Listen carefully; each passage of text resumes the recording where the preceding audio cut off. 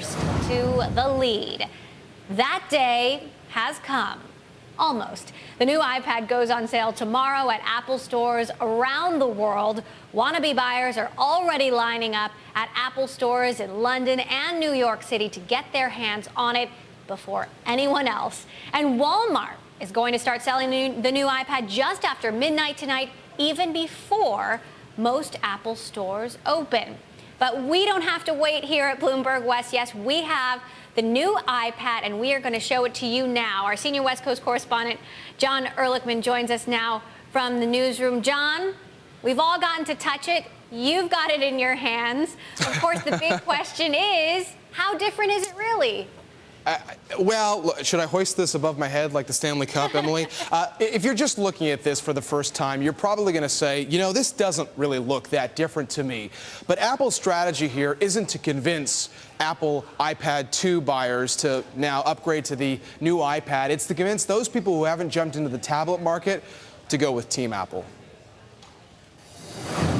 It makes amazing improvements over the most fundamental features of the design of the device. That's what Apple CEO Tim Cook said when he unveiled the new iPad. But is it really that much more amazing than its predecessor, the iPad 2? If you've already got an iPad 2, I really don't think you need to rush right out and buy the new one.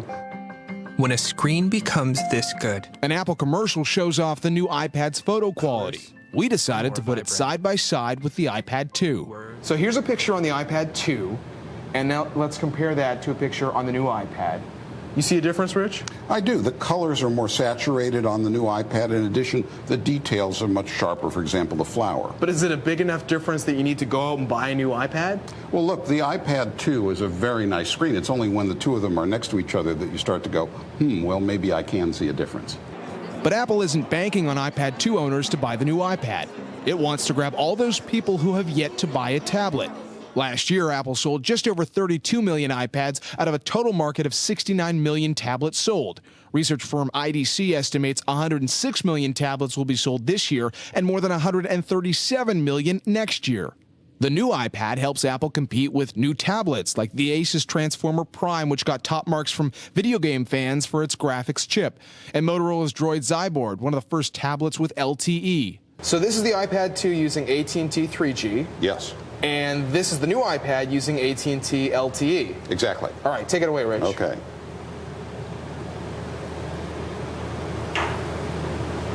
We have a winner.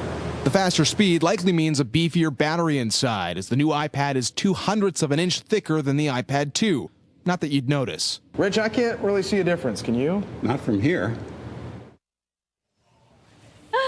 Love that, John. And even if Apple's plan is to get first-timers to buy the new iPad, they're likely going to get a lot of repeat business, too. You know, some people just can't resist an upgrade.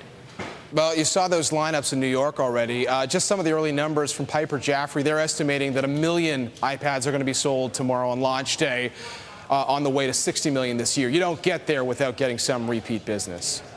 Exactly. John Ehrlichman, thank you so much for showing us the new iPad.